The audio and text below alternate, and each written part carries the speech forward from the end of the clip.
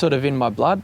Like Right. my dad's been doing it, my grandfather was doing it, and there's just something really captivating about a peony flower. You know, the size, the colour, they're just really impressive, and they really captivate your attention. As a grower nurseryman up in the hills from Nishiki Nursery, he supplies some of the plants for our nursery, and he grows wonderful, interesting plants, and amongst them he grows peony. And his family have been growing peony for generations in the hills, and he knows a lot about them. So Steve's going to tell us all about how peonies have become more exciting and more available and more useful to everybody. My grandfather came over from Holland in the 40s or 50s. Yeah, he started growing peonies in Sylvan. They were mostly tree peonies, which are the original forms of, or the main form of peony. My dad has also been growing them when he started his nursery. So how long have as a family been growing peony for? So about 60 or 70 years been growing peonies. Wow, Yeah. That's quite a history. And for myself, I've been growing them about 20 years. Peonies were very hard to grow for the family, and then your dad made a big breakthrough on how to really grow peony. It was kind of a funny accident, wasn't it? It was, yeah. So one day, one of his workers put a lot of dolomite lime on the peony beds, and Dad's instructions were just to put a little bit, and he accidentally put it about 4 inches thick.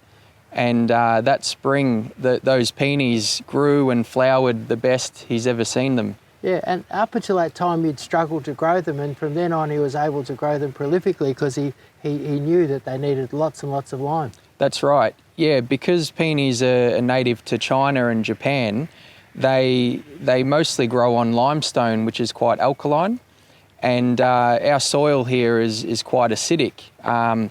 And so, yeah, that mistake led him to discover that they needed a lot of dolomite lime. Now what we've got here, let's have a look at these here. These are your herbaceous peony. Yeah, that's right. So we've got two types here. The one you're holding is coral charm. So coral charm is these are both easy to grow herbaceous peonies, meaning they don't really require any special soil or treatment. They don't need a frost to flower properly. So anybody could grow these? Anybody could buy and plant these, yeah, or keep them in a pot and have them flower for them in the garden. Right, okay, so it's early spring. Tell us what's going to happen with these. So these have just started to shoot up, and they'll grow up to about 40 to 50 centimetres tall, and they'll have 1 or 2 flower buds on each stem, and they'll produce really large double flowers, and they'll last at least a week, even a week and a half. And if you like, you can cut the stems and put them in a vase. And yeah, they're just easy to grow. Yeah, and you could grow these in a pot or in the garden? Yep, in a pot or in the ground is fine. So I bought this one here. What would I get next year? What would happen to me next year? It would die away in the winter, and then what would happen? Yeah, so after it flowers, it'll keep its foliage through summer, and then in autumn it'll have some autumn colour, and then it will slowly start to die back down to the ground. And then the following spring they'll grow up again, and you'll probably get 3 to 4 flowers next spring. Right, so the number of flowers will double each year. So if I kept it for 5 or 10 years, it'd be amazing, wouldn't it? Yeah, that's right. Yeah. It'll just get more and more impressive. These herbaceous peonies, a lot of them require frost and special conditions. Tell me what your dad did to make it so that everybody can have peonies flowering in their garden. Yeah, so basically he selected the varieties that don't require that frost to flower. Right. And selected the forms that are easier to grow and easier to propagate.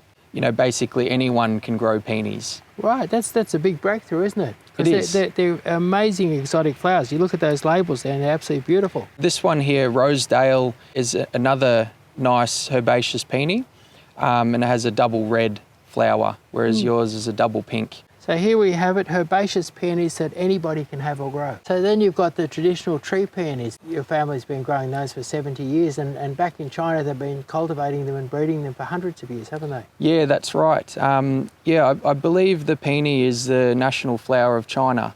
Right. But now we've moved away from the tree peonies a little bit because there's since been hybridisation between the tree peony and the herbaceous peony, which has then resulted in what's called an intersectional hybrid, which are also called Ito peonies.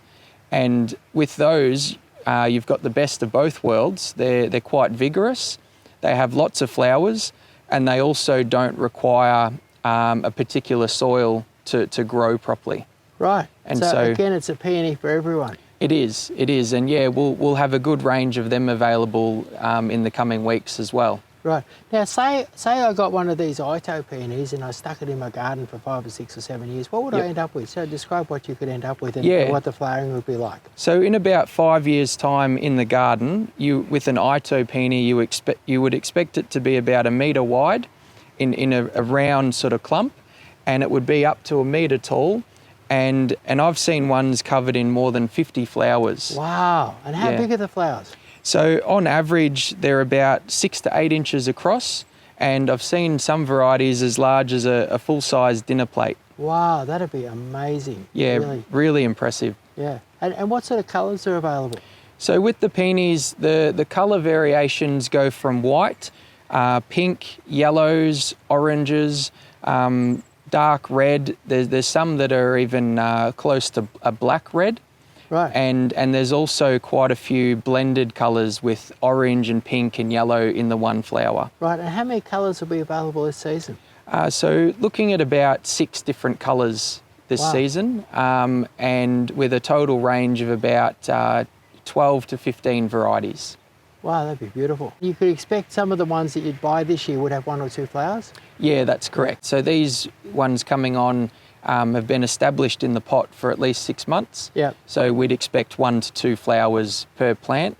But if they don't flower, then they should definitely flower next season. Right, okay. How would a person get the best from these? Say you bought one of these, how would you get the very best performance and growth out of it? How to get the most out of your peonies would be, if they're staying in a pot, you want to do your transplanting into a bigger pot or into the garden, ideally in autumn to early winter. Yep. Because they kind of act a bit like a bulb. They, you want to, instead of spring planting, you want to plant them in autumn or winter. And you want to add in some mushroom compost because that has quite a high pH. Yep. So that helps with the lime factor. Now, these things aren't, essential, but that's how you will get more flowers and have the healthiest plant.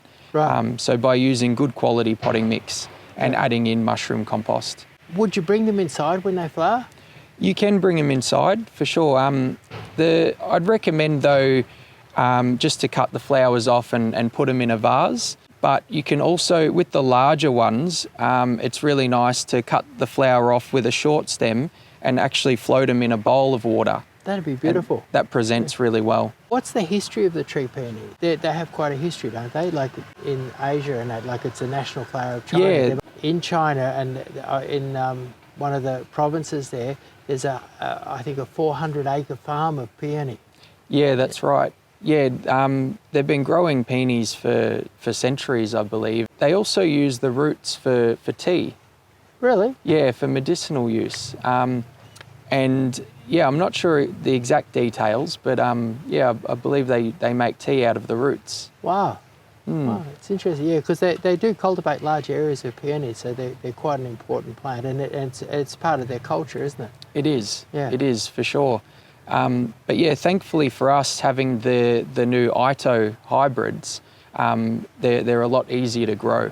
Yeah, yeah. So basically people can get in and anybody can have peonies. And whether you go for these herbaceous ones, which are primarily for cut flowers and super easy to grow, or you go for the Itos, which give you the combination of cut flowers and a beautiful bush that can go in the garden. Yeah, it's also a good idea with the herbaceous to put in a bamboo stake or some kind of marker where they are, just so that when they die down, you don't lose track of them in the garden. Yeah, that's important. I've chopped up bulbs in the past of various different descriptions, when getting excited, knocking out a few weeds, and suddenly you're into a beautiful bulb, That's right. Yeah, yeah. So even my mum puts 3 bamboo stakes around her bulbs just to... That's a good idea. Yeah. So with peonies, I reckon things like cherry blossoms or plum blossoms and Japanese maples do really well with peonies too.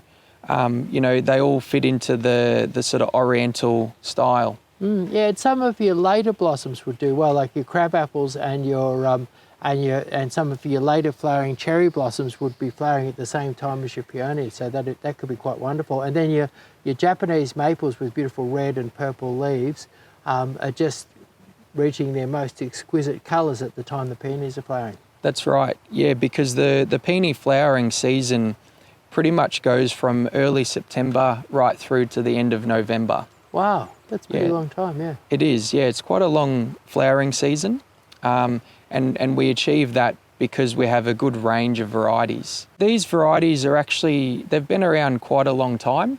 It's more just been doing the grow testing in different conditions and climates to work out that they're going to perform well for people. So yeah, they've probably been about 10 years in the making.